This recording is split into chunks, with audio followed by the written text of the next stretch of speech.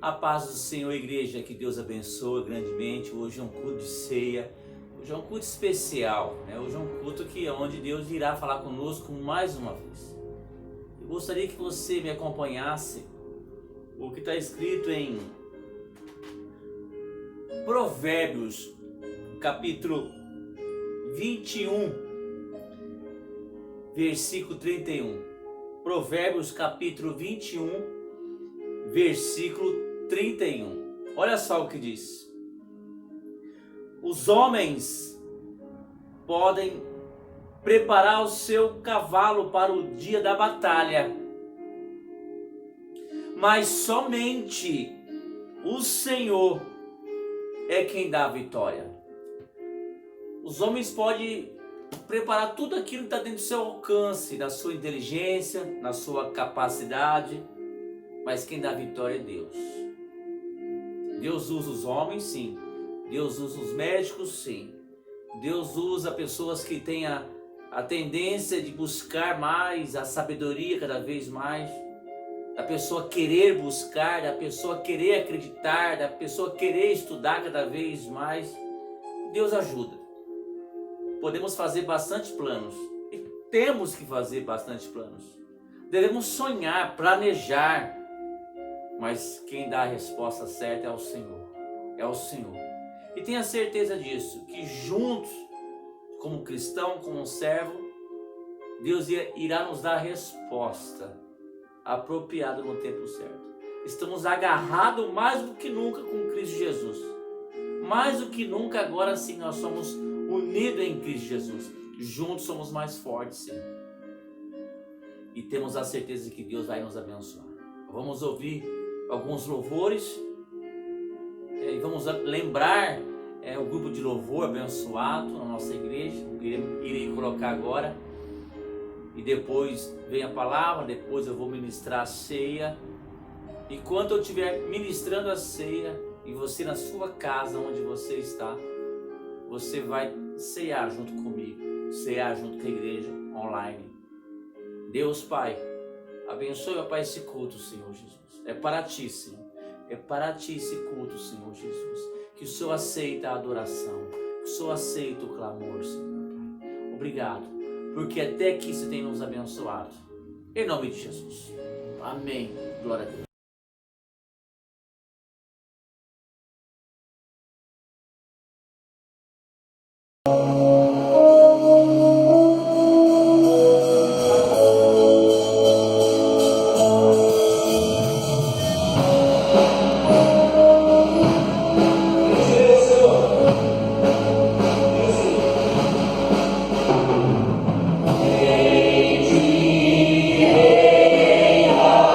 Senhor.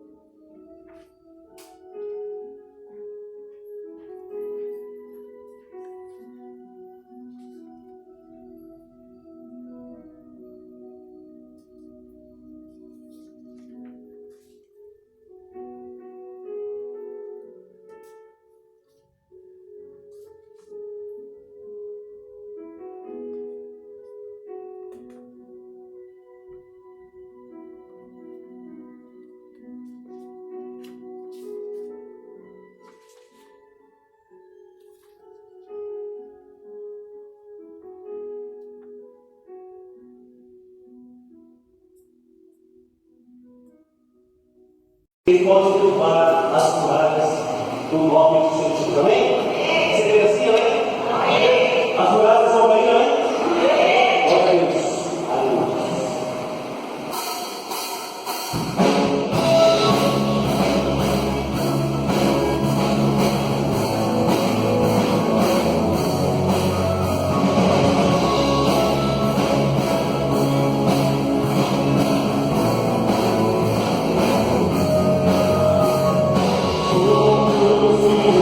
Oh,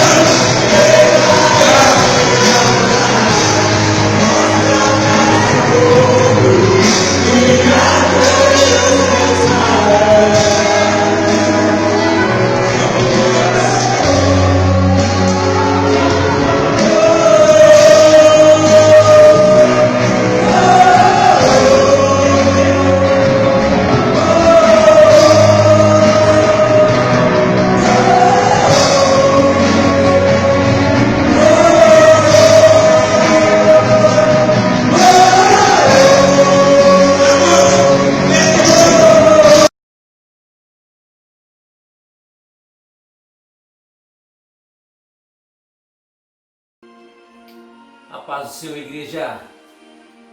Mais um culto abençoado, mais um culto onde Deus irá falar conosco mais uma vez. Cada culto é precioso, cada culto é mais importante do que o outro. Eu gostaria de compartilhar algo para você nessa noite, algo que Deus já veio falando comigo. Em Atos capítulo 20, versículos 7 ao 11. O tema dessa noite é vencido pelo cansaço. Vivemos uma época que muitas vezes o cansaço tem nos dominado, né? E muitas pessoas têm sido vencidas pelo cansaço. E outras pessoas têm lutado para que não seja vencido pelo cansaço. E Atos capítulo 20, versículos 7 ao 11, um texto muito conhecido, bem conhecido entre os irmãos. Olha só o que diz. No primeiro dia da semana, reunimos para partir o pão. E Paulo falou ao povo: pretendo partir no dia seguinte. Continuou falando até meia-noite. Havia muitas candeias no piso superior, são luzes, aonde estávamos reunidos. Um jovem chamado Eutico, que estava sentado numa janela, adormeceu profundamente durante o longo discurso de Paulo. Vencido pelo sono, caiu do terceiro andar. Quando o levantaram, estava morto. Paulo desceu, inclinou-se sobre o rapaz e o abraçou, dizendo: não vos perturbeis, ele está vivo. Então subiu novamente, partiu o pão e comeu. Depois continuou a falar até o amanhecer, e depois ele foi embora. Apóstolo Paulo estava na sua terceira viagem missionária, sabendo que pouco tempo se restava.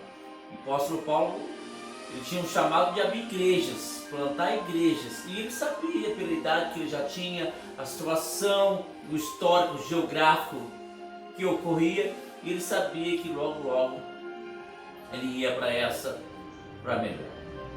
E o apóstolo Paulo, ele queria pregar boas novas em todos os povos, em todas as cidades. Para isso que ele veio ser chamado, para pregar as boas novas.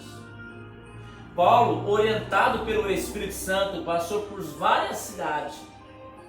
Se você olhar no capítulo anterior, capítulo 19, em Éfeso, houve um tumulto muito grande, né? Se você olhar no capítulo 20, versículo 1, diz assim: passado aquele alvoroço, no versículo 1 diz isso, passado aquele alvoroço, porque no capítulo 19 houve um alvoroço. O apóstolo Paulo estava ali durante 3 anos em Éfeso, e houve um alvoroço porque muitas pessoas converteram ao cristianismo, né? Muitos feiticeiros levaram seus livros de magias na praça pública ou queimaram. Muitos ourives, principalmente um chamado Demétrio, se levantaram. Os empresários que faziam as imagens da deusa Diana foram à falência. Então houve um tumulto muito grande. Então, após esse tumulto, o apóstolo Paulo continuou pregando. O apóstolo Paulo, ele nunca parou de pregar. Houve uma calmaria. Aí o apóstolo Paulo foi para Macedônia. Se você olhar o histórico em Atos capítulo 20, versículo do 1 até o 6, geograficamente o apóstolo fala aonde ele passou, algumas passagens que o apóstolo Paulo passou ministrando a palavra, pregando as boas novas. Então ele viajou para Macedônia. Ali em Macedônia ele fortaleceu e exortou alguns discípulos. Devemos fortalecer e devemos exortar também quando for necessário. E logo ele dirigiu para Grécia. Chegando em Grécia, ele permaneceu durante 3 meses. E depois ele foi para Troade, e ali ele permaneceu uma semana. Não só o apóstolo Paulo, mas uma equipe, né? Uma equipe de evangelistas, uma equipe de discipulado, uma equipe de homens de Deus que aonde ia pregando a palavra de Deus. É isso que é o propósito.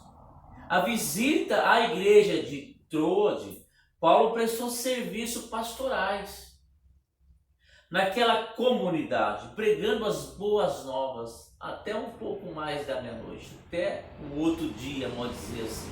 E pregou bastante. E era uma oportunidade única de apóstolo Paulo pregar. Quem não gostaria de ver apóstolo Paulo pregar? Uma igreja que parecia ser uma porta que Deus tinha abrido para o apóstolo Paulo. Interessante isso. Essa igreja de Troade parecia ser uma igreja onde abriu uma porta para o apóstolo Paulo. Olha só, o próprio apóstolo Paulo ele fala em 2 Coríntios capítulo 2, versículo 12. Olhamos, ora, quando cheguei a Troade para pregar o evangelho de Cristo, e abriu-se uma porta do Senhor. Todo lugar abre uma porta. Logo, o próximo versículo, ele fala que infelizmente não encontrou Tito ali, lá em Troade. Mas nesse versículo acima, esse versículo atual aqui, ele fala que Deus abriu uma porta. E Deus tem abrido portas e portas para nós, tá? Nós desejamos, procuramos portas de empregos, porta das oportunidades, algo corriqueiro, mas devemos entender que a maior porta que Deus abre para nós é a porta de pregar o evangelho, a porta de pregar as boas novas. E aqui não foi diferente para o apóstolo Paulo. O apóstolo Paulo percebeu que Deus abriu uma porta para ele para pregar as boas novas. A igreja de Troade foi abençoada com a presença do seu líder. Nossa, imaginamos, a igreja de Troade, o apóstolo Paulo passando ali, a pessoa que abriu a igreja, que plantou a igreja, foi convidado para pregar na sua igreja. É algo maravilhoso. Acho que qualquer denominação, vamos dizer assim, trazendo para o século XXI, no dia de hoje, qualquer denominação gostaria e muito, deseja muito que o seu líder local, esteja presente para pregar a palavra, Por exemplo, nós nazarenos, seria uma honra para nós nazarenos o nosso superintendente vir ministrar, não é isso? Aqui foi o apóstolo Paulo que foi pregar para a igreja de Troade.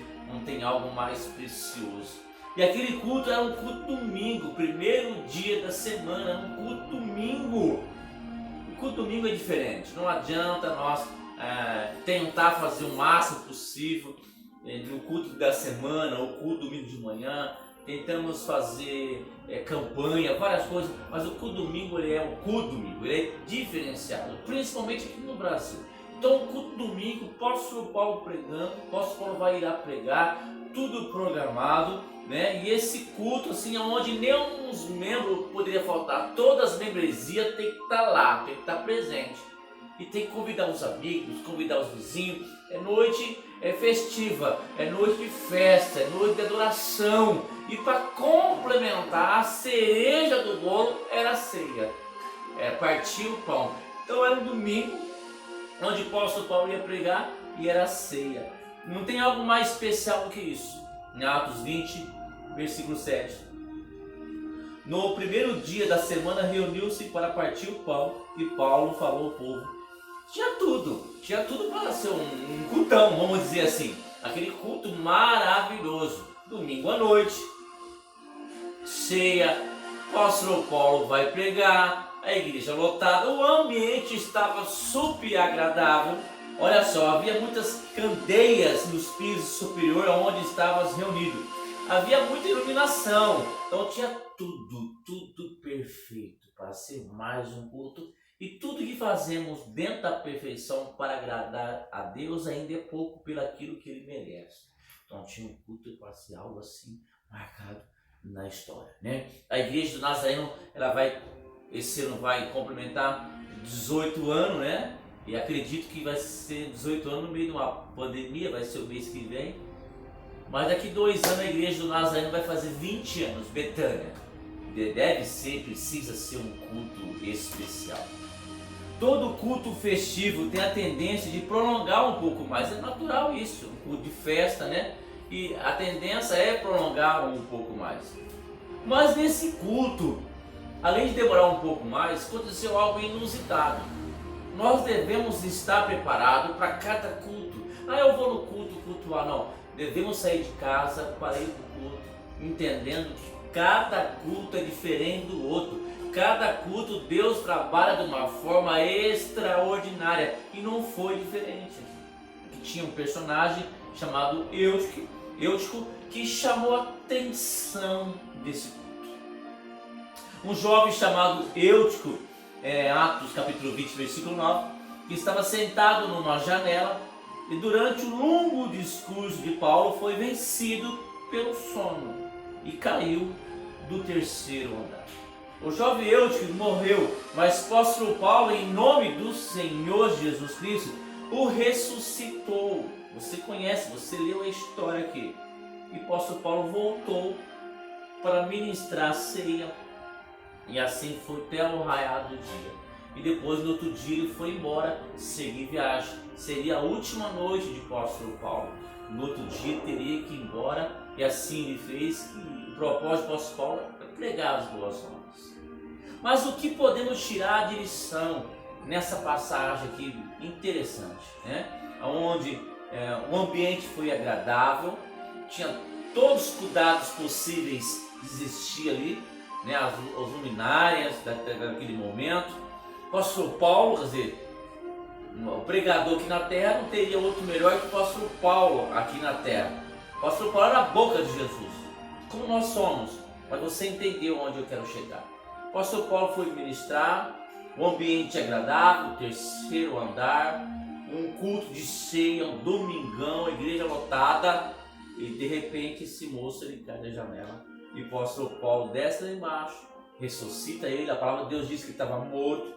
O apóstolo Paulo ressuscitou, subiu para o terceiro andar, ministrou a ceia, e depois ele pregou até amanhecer, depois ele foi embora. O que nós podemos pregar, que podemos trazer para nós, esse cenário, para nós aqui nos dias de hoje? O que nós podemos aprender? Eu gosto muito de pregar geograficamente, pregar o que o texto diz expositivamente e depois trazer para o dia de hoje. É isso? Eu gosto de pregar dessa forma. Então eu gostaria de trazer algumas lições que nós podemos tirar. Amém? Não adianta o ambiente estar maravilhoso, impecável, se eu não estiver focado. Não adianta o ambiente estar maravilhoso, impecável, se eu não estiver focado. O jovem Eutico, ele não estava focado. Vejamos, ele adormeceu profundamente.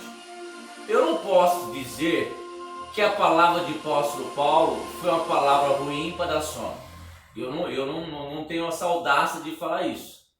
Creio que nem você, que a palavra de Paulo foi horrível, de jeito nenhum. Então esse moço adormeceu profundamente durante o longo discurso de Paulo. Se fosse eu pregando, até seria normal uma pessoa dormir, mas o apóstolo Paulo eu acho que não. Não, tenho certeza que não. Adormeceu profundamente durante o longo discurso de Paulo. Vencido pelo sono, caiu do terceiro andar. Sabemos que é cultural o povo daquela época não dormir tarde, por vários fatores. Não existia internet, não existia televisão, né? Não existia iluminação o suficiente, é tudo lamparina, né? E aquele jovem, ele não estava focado. Sabemos que tem o cultural, mas aquele jovem não estava focado. Quando vamos para a igreja, principalmente nos cultos de domingo, o domingo, pelo menos aqui no Brasil, poucas pessoas trabalham, né? E aquelas pessoas que têm o privilégio de ir para a igreja domingo à noite e não trabalhar domingo de dia, ele deve se preparar para o culto à noite. Ele deve descansar, ele deve se relaxar, ele deve deitar, ele deve se concentrar. Porque quando começar o culto à noite, ele vai estar apto, ele vai estar renovado.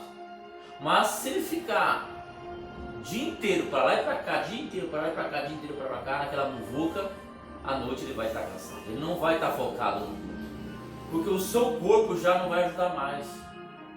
Então domingo, devemos focar no culto. Há uma diferença do culto da semana com o culto do domingo.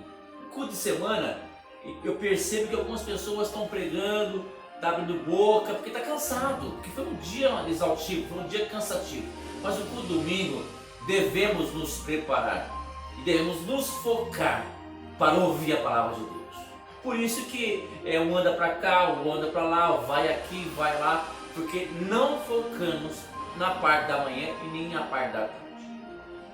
Devemos focar. Esse jovem aqui, com certeza, ele não se preparou para esse culto. E quantas pessoas não se preparam para o culto do domingo à noite? Amém?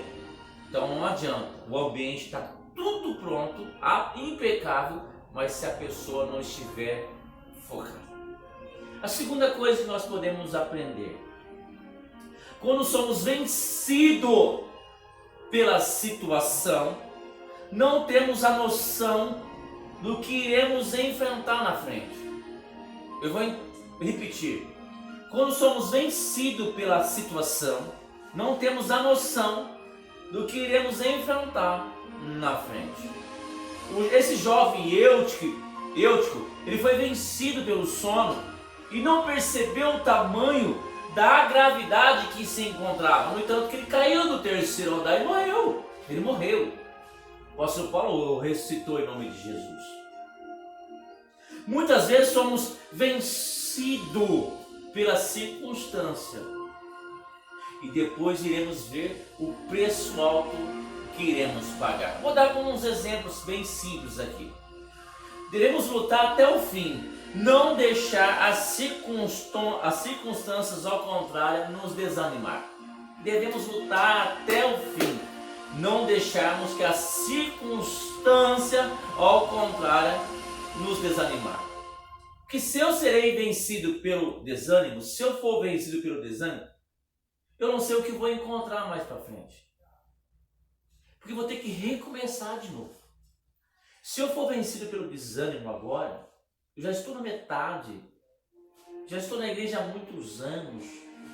E se eu for vencido pelo desânimo, depois para recomeçar, para retornar, é muito trabalhoso.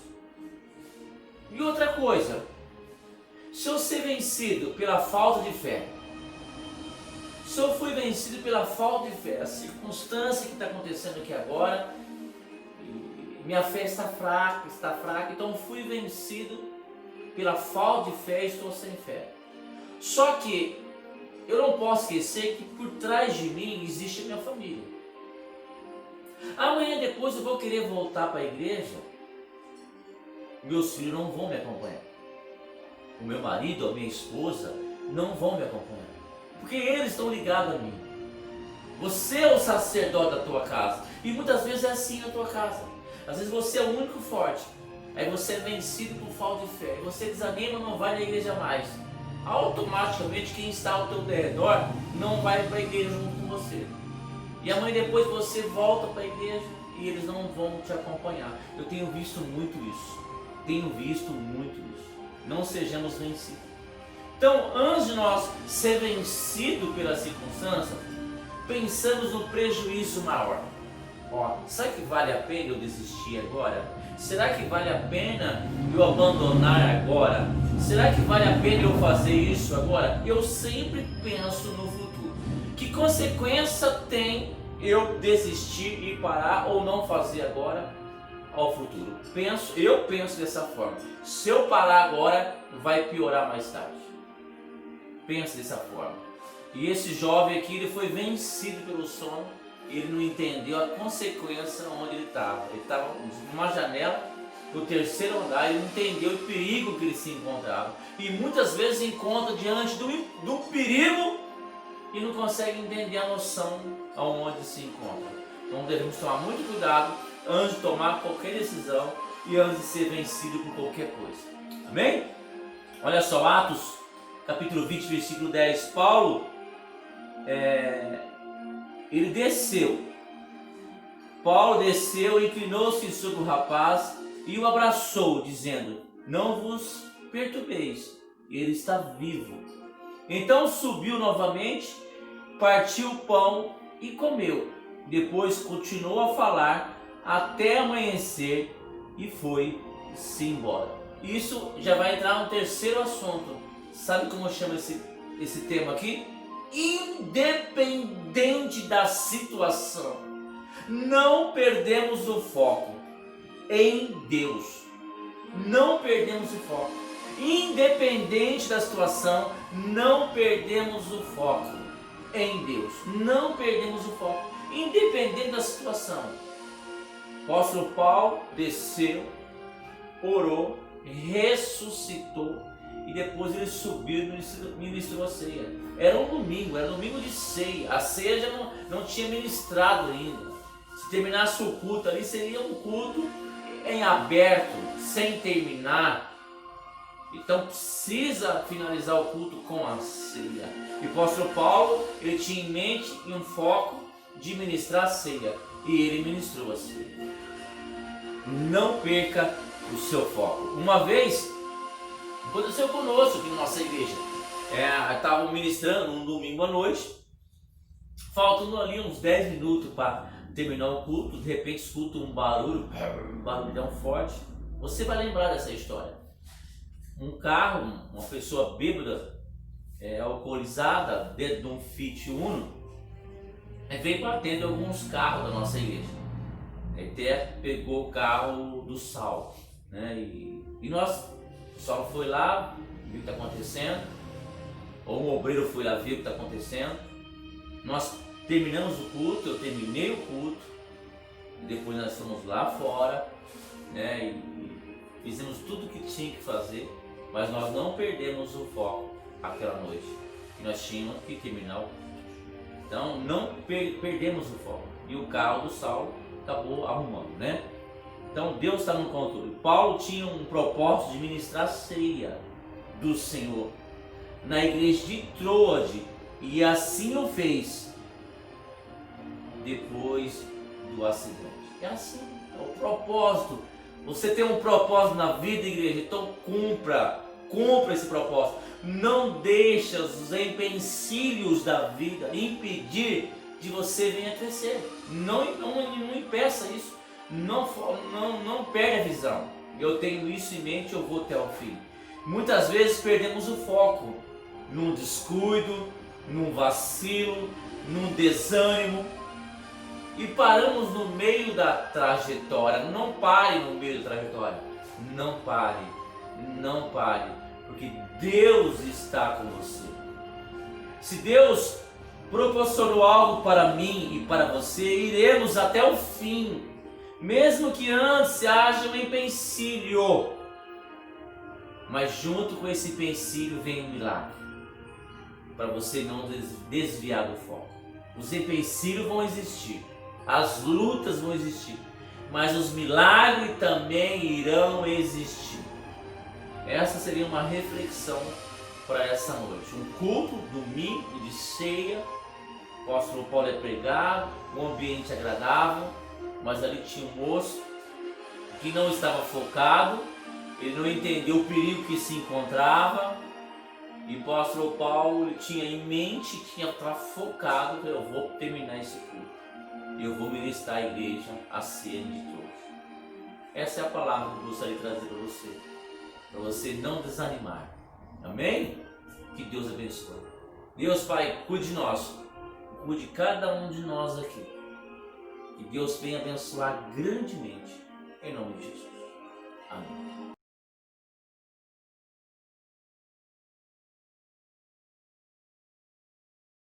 A paz do Senhor, que Deus possa abençoar grandemente, mais uma vez na ceia do Senhor, como acabei de ministrar agora, o apóstolo Paulo, em Atos capítulo 20, estava ministrando a ceia na igreja de Troade, e a ceia do Senhor é algo maravilhoso. Deus tem cuidado de nós. E o que está escrito em Mateus capítulo 26, versículo 26, onde Jesus ministrou a ceia. Jesus ministrou a ceia para os seus discípulos em Mateus capítulo 26, versículo 26. Olhamos a ministração da ceia do Senhor. Enquanto comia, Jesus pegou um pão, deu graça, quebrou e deu aos seus discípulos e disse: comei isso é o meu corpo. Olha só que algo importante. Jesus estava ali ceando, fazendo uma ceia judaica, né? Aquela ceia da lei de Moisés. De repente ele pega um pão, ele dá graça. É isso que nós devemos fazer, dar graça em tudo. Tudo que nós adquirimos até então foi pela graça de Deus. Jesus pegou o pão, dando graça naquele pão, porque aquele pão representaria o corpo dele. E depois ele quebrou, né, e deu os seus discípulos, e compartilhou. Isso é igreja, a igreja se compartilha. A igreja é coletivo, é todos juntos, né? E disse: comei, isso é meu corpo. Esse pão representa o corpo de Cristo. E logo em seguida ele pegou um cálice e deu graça. Novamente ele deu graça.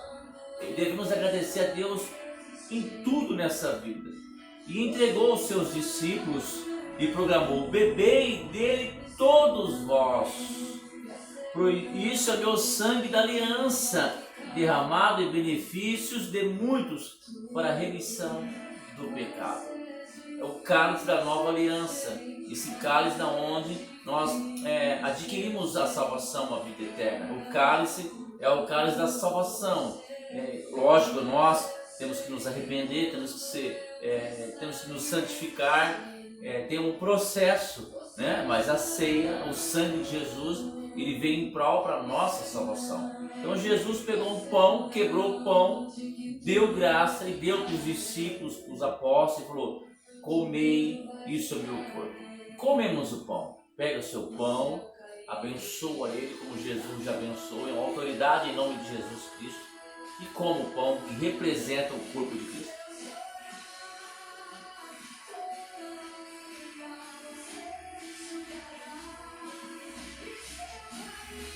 Glória a Deus. Obrigado, Pai, em nome do Senhor Jesus. Logo em seguida, Jesus pegou um cálice e deu ali para os seus apóstolos, né, os discípulos, disse: bebe dele todos vós, que é uma nova aliança, uma aliança que nós temos com Cristo. É uma aliança que só é quebrada a partir do homem, não de Deus. E o cálice para nós é o nosso alimento espiritual. Jesus precisou morrer para nos dar vida. Bebemos. Você pega o seu cálice, ora, agradece a Deus e também bebe junto comigo.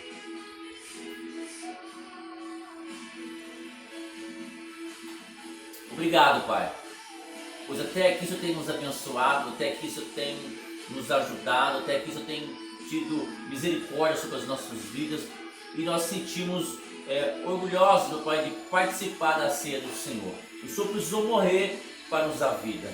Em nome de Jesus. Obrigado. Que Deus abençoe.